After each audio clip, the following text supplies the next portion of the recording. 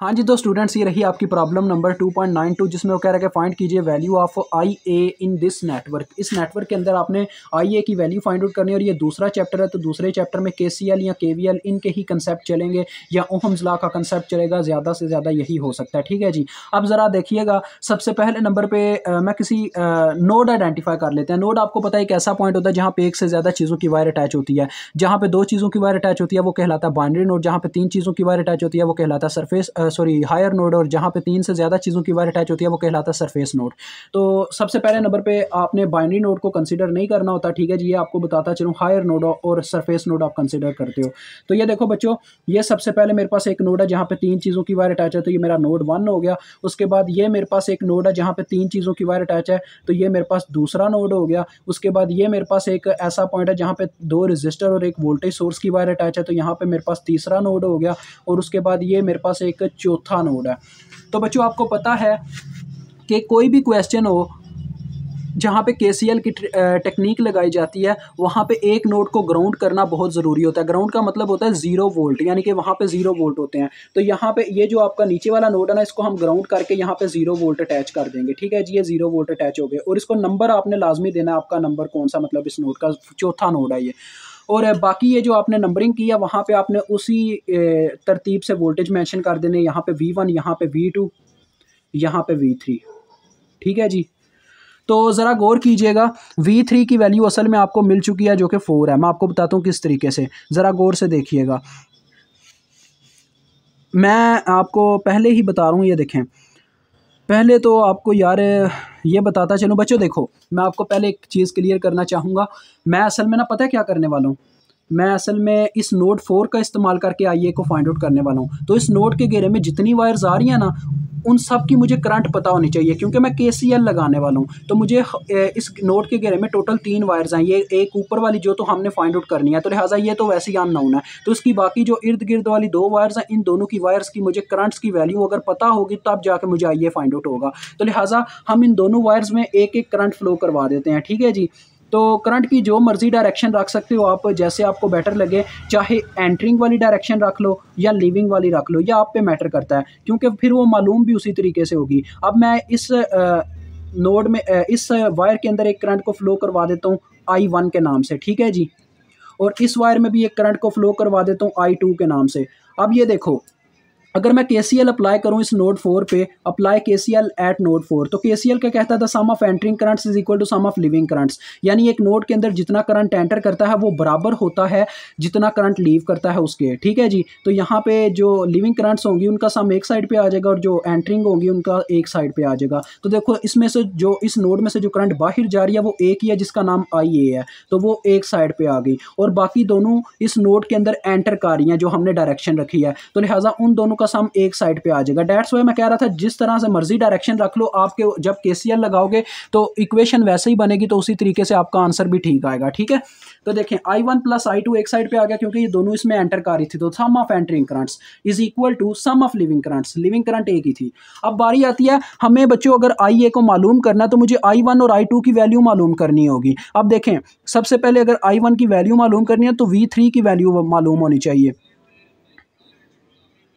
ज़रा गौर कीजिएगा, सबसे पहले आपको यहाँ पे दिखाई दे रहा है बच्चों, ये V3 वाले नोड यानी तीसरे नोड और चौथे नोड के दरमियान में इस साइड पे अगर देखा जाए इस वायर को, तो सिर्फ एक वायर लगी हुई है, यानी सिर्फ एक कंपोनेंट लगा हुआ है, सिर्फ एक कंपोनेंट, सिर्फ एक रजिस्टर। ठीक है।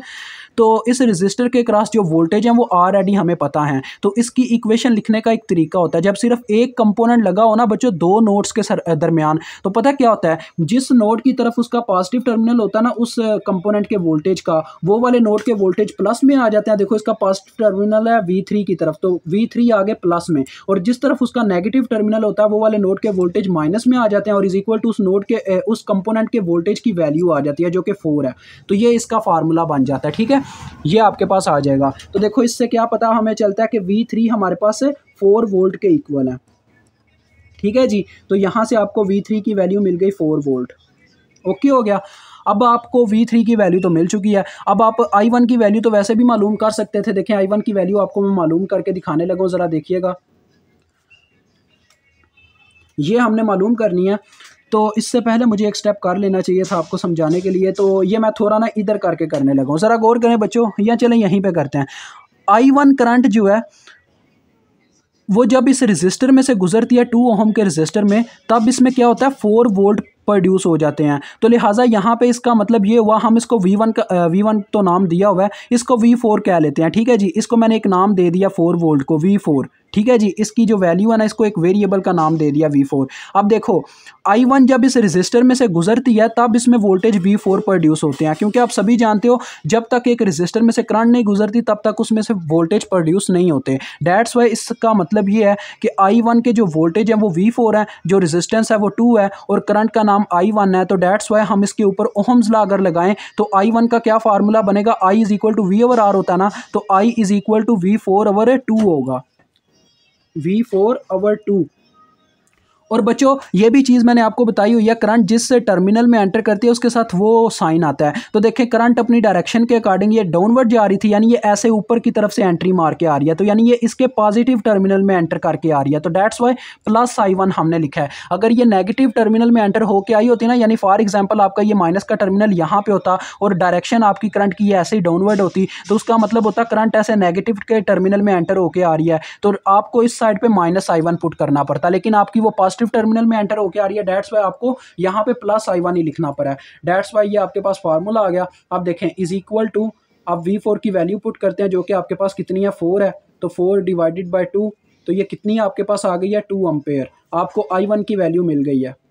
अब I2 बस आपको मालूम करनी होगी। तो बच्चों ज़रा गौर कीजिएगा, यहाँ पे जैसे V3 और ग्राउंड नोड के दरमियान में एक ऐसा कंपोनेंट लगा था जिसके हमें वोल्टेज पता थे, ऐसे ही V1 और V3 के दरमियान में एक ऐसी वायर मौजूद है जिसके हमें वोल्टेज पता है, डायरेक्ट वोल्टेज ही उसके मतलब के मेंशन है। तो लिहाजा जैसे आपने इस तरफ इक्वेशन लिखी थी ना, जिस तरफ पॉजिटिव टर्मिनल वो वाले नोड के वोल्टेज प्लस में, जिस तरफ नेगेटिव टर्मिनल वो वाले नोड के वोल्टेज माइनस में, वैसे ही आप इसकी भी इक्वेशन लिखोगे। देखो इसका पॉजिटिव टर्मिनल है V3 की तरफ, तो हमारे पास V3 आ गए प्लस में, इसका नेगेटिव टर्मिनल है V1 की तरफ, तो V1 आ गए माइनस में, और इज इक्वल टू में इसकी अपनी वैल्यू आ गई जो कि 12 है। तो यहाँ से आप V1 को मालूम कर लोगे। तो देखो आपके पास V1 का क्या फार्मूला बनता है, ज़रा गौर करो। V1 जो है वो इधर आके प्लस हो गए, ठीक है, V1 बच्चों इधर माइनस में थे ना, इधर आके प्लस हो गए इस साइड पे, और ये जो 12 इधर प्लस में था उधर जाके माइनस हो गया, यानी हमारे पास फार्मूला बन जाएगा V3 - 12। अब इतना यार आप मैथ को जानते हो, या इस तरह से समझो V3 उधर जाके 12 माइनस V3 पहली इक्वेशन बनी, फिर ये माइनस उधर डिलीवर हुआ, तो आपके पास इनके साइन चेंज हो गए, V3 - 12 बन गया। आप वैल्यू पुट करें तो देखो 4 - 12, यानी आपके पास क्या वैल्यू बनती है, आपके पास V1 की -8 वोल्ट। ठीक है जी, ये आपके पास V1 की वैल्यू आ गई -8 वोल्ट। अब बच्चों मैं आपको ना I2 मालूम करना सिखाता हूँ।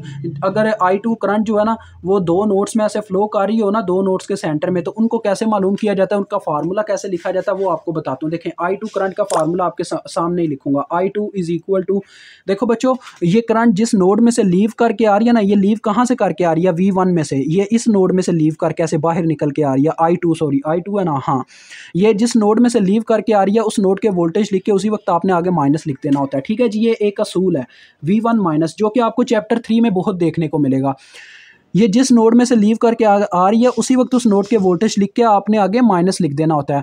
अब ये देखो ये करंट इस करंट ने ना नोड टू नोड मूवमेंट की होगी आपके सामने, जोन सी भी वायर में आपकी करंट होगी। ठीक है, तो इसने नोड टू नोड कहाँ कैसे मूव किया, V1 में से ग्राउंड नोड में गई है, तो ये जिस नोड में से लीव करके आई है उस नोड के वोल्टेज लिख के आगे आपने माइनस लिखना है। फिर ये जिस नोड में एंटर करती है आगे उसके वोल्टेज लिख के, अब ये एंटर करती है जाके जीरो में, तो जीरो यानी उसके आगे वोल्टेज लिख के जितनी रेजिस्टेंस रास्ते में आई है ना वो आपने बटे में लिख देनी है। कितनी रेजिस्टेंस बच्चों रास्ते में इसके आई है, 2 ओहम आई है, तो वो इसके बटे में आ गई। ये इसका फार्मूला बनेगा। वैल्यू पुट करो, देखो V1 की वैल्यू है -8, बटे में आ गया 2, तो आपके पास बच्चों कितनी करंट बन रही है, ये बन रही है आपके पास -4 एम्पेयर। तो ये आपको मिल गई I2 की भी वैल्यू।